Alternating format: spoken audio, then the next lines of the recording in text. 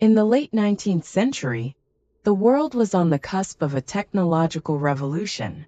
At the heart of this change was a young Italian inventor named Guglielmo Marconi.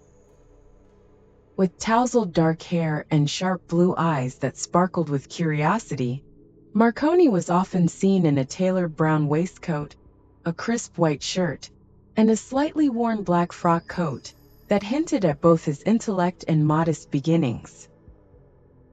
Growing up in Bologna, Italy, Marconi was fascinated by the works of great scientists like Alessandro Volta and Michael Faraday. He would often escape into his father's expansive library, devouring books on electromagnetism and wireless communication. The small wooden desk in the corner of his room, cluttered with sketches and notebooks, served as his sanctuary of invention. One rainy afternoon, while listening to the pitter-patter of raindrops against the window, Marconi came across a passage about electromagnetic waves. Dressed in his favorite tweed trousers and a navy blue vest, he began to daydream about the possibility of sending messages without wires. The concept ignited a passion within him, propelling him toward a path that would change the world forever. After a few years of study, Marconi was ready to conduct his first experiments.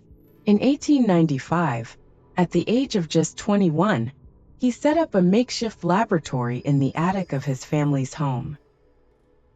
The space was cramped, filled with coils of copper wire, batteries, and makeshift transmitters crafted from whatever materials he could find.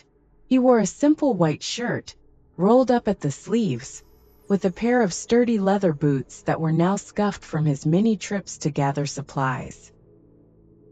His early experiments involved sending signals over short distances.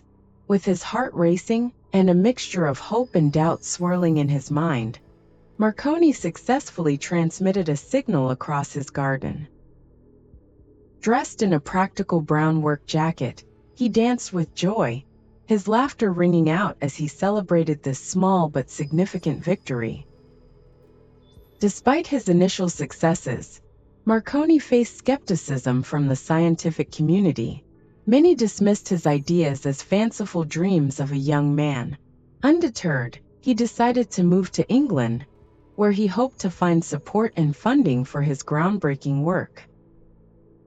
Arriving in London, he donned a sharp suit, a deep charcoal gray with a stylish cravat, presenting himself with confidence to potential investors. In England, Marconi met with prominent figures like the inventor Thomas Edison and the industrialist Lord Kelvin. His charm and passion convinced them to invest in his vision. The radio was beginning to take shape, but Marconi faced a significant challenge: how to transmit signals over longer distances. Marconi's determination led him to develop the coherer, a device that improved signal reception. With his hands often stained with grease from tinkering, he worked tirelessly in a small workshop in the outskirts of London. Surrounded by stacks of papers and tools, he wore a well-loved gray jacket that had become a symbol of his relentless pursuit.